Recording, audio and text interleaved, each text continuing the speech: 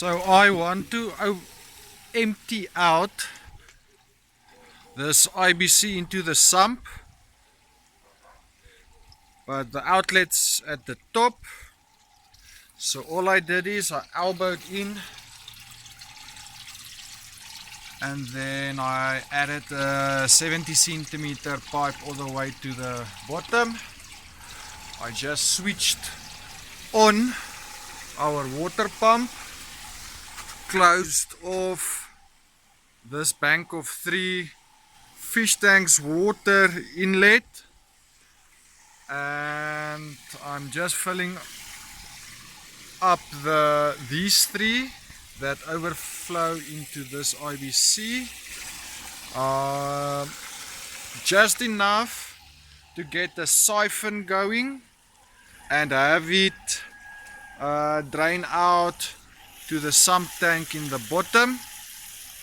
Then I can move this IBC into its proper place, as it's a little bit skew and hanging over the ledge, and I am scared that it will break here more easily over time, so I'm just gonna move it up to its correct spot to start with. I also went ahead and took off the top of this IBC.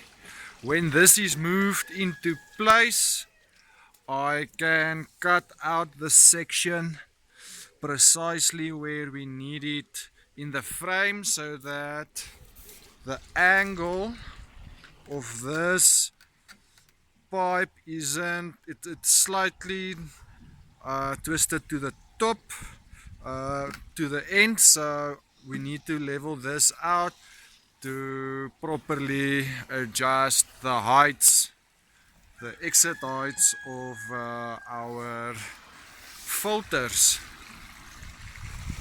Just a quick peek of what running water looks like, and our skimmers are working just fine. The flow rate's a bit high now, but it's because I closed off the back 3's ball valve, so that pressure is now split into this 3 and the pressure overflow back at the sump. Our 3 little swell filters with the 50mm piping can let through a whole lot of water if everything is nice and level. We were able to level it out quite a bit by cutting in a little bit into the frame, and now I can crank it all the way up. Not that we want to, but if we wanted to, we could. That's the most important, that if we wanted to, we could. Because it was useful now, I had to initiate a siphon to drain this IBC all the way to the bottom, and the only way I could do it was by having the flow rate into here high enough so it will actually initiate a siphon on a 110mm pipe. So I drained it all the way to the bottom, moved it, and now I'm just filling it back up.